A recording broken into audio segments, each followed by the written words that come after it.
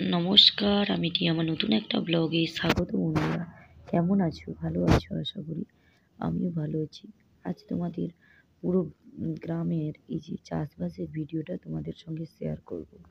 তোমাদের আগের ভিডিওতে দেখিয়েছিলাম নাগল করা, ভিটে মারা, তারপরে ব্যান চারা বোনা, গাছগুলো হচ্ছে, তারপর নাগল তোলা।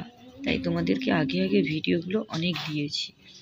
আজকে দেখাবো তোমাদের কিভাবে জমিনগুলো রোপণ করে তারপর গাছ লাগানো হয়।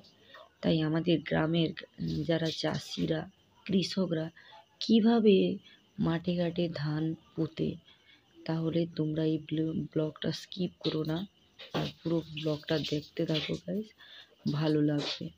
কারণ এই মাঠেতে দেখছো জল ভর্তি হচ্ছে, এটা পুরো মিনির জল বলতে পারো, শ্যালোর জল বলতে পারো, যে ভাষায় বলতে পারো, তাতে যায় আসে না।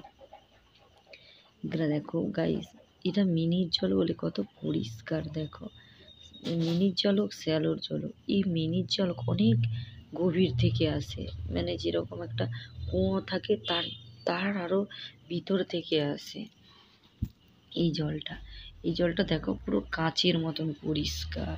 এটা হয়তো আমাদের কারেন্ট, তারপর কেরোসিন পুড়িয়ে এই জলটাকে তোলা হচ্ছে, কিন্তু জলটা পুরো একবারে স্বচ্ছ, একবারে মানে একবারে স্বচ্ছ পরিষ্কার শুদ্ধ জল বলতে পারো।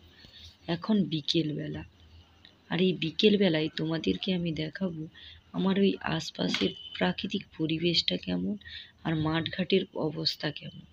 তাই প্লিজ কেউ ভিডিওটা স্কিপ করো না, আর তোমরা দেখতে থাকো এই পুরো ব্লগটা। আশা করি তোমাদেরও ভালো লাগবে, আমারও বলতে খুব ভালো লাগবে। গাইস, তোমরা দেখছো এই যে ছোট ছোট চারা বোনা হচ্ছে, এখানে 3টা লাইন আছে। এটা 3টা লাইন, কিন্তু গাইস একই ধানের চারা বোনা হয়নি। এটা 3টা লাইন, 3 ধরনের চারা বোনানো হয়েছে। তাই দেখো, সেই চারা দিয়ে দেখো, তোমরা আগের ভিডিও দেখেছো চারাগুলো বানানো হচ্ছিল, আবার তোমাদের দেখাচ্ছি। দেখো কি সুন্দর চারা বোনা পোতা হয়ে গেছে। তাই ওই দিকটাই সব জায়গায় পুঁতো হয়ে গেছিলো।